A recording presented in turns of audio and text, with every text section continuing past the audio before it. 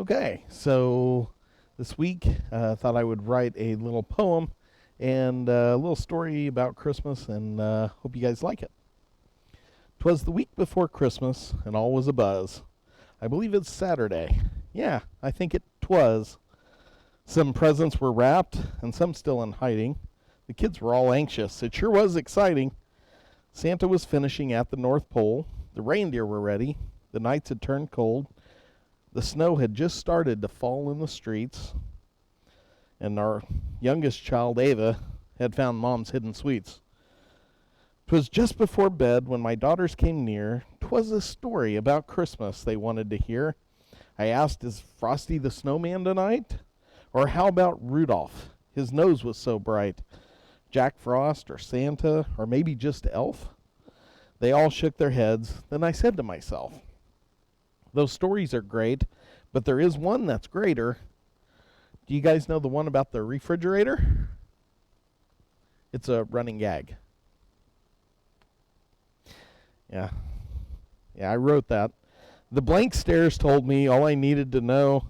The joke was so bad they craved something to throw. The eye rolls, the sighs, the groans like a roar. You'd better catch it before it gets out the door. No, okay. Tell us a story, and this time tell it right. We want to hear something about Christmas tonight. So I decided to put all my dad jokes on hold, and I told them a story several thousand years old.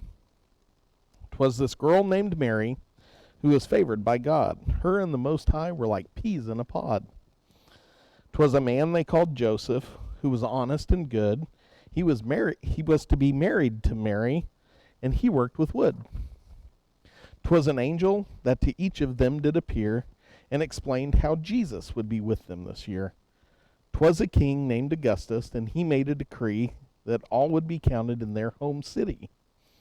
'Twas the Virgin Mary, now pregnant with child, with Joseph made a journey of so many miles. The rooms were all taken. 'Twas a barn where they stayed. She gave birth to a son, in a manger he laid. 'Twas the shepherds that heard the first Noel from the angels who sang Gloria, right? The whole world to tell. A star shining bright led the way for wise men, each one bringing special presents for them. The first one brought gold, the second incense. The thank yous and tears were very intense. Mary did cherish in her heart these things.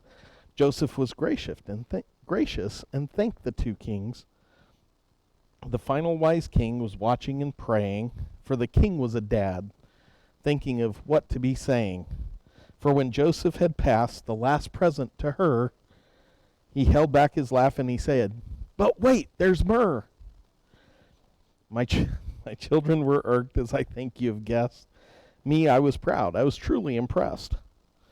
The story is one that needed to be shared. Though nobody laughed, I couldn't have cared.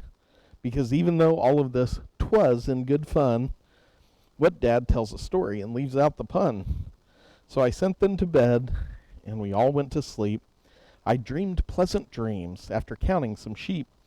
It sure is a blessing to be 3 times a dad. But to end it with sheep jumping fences is bad.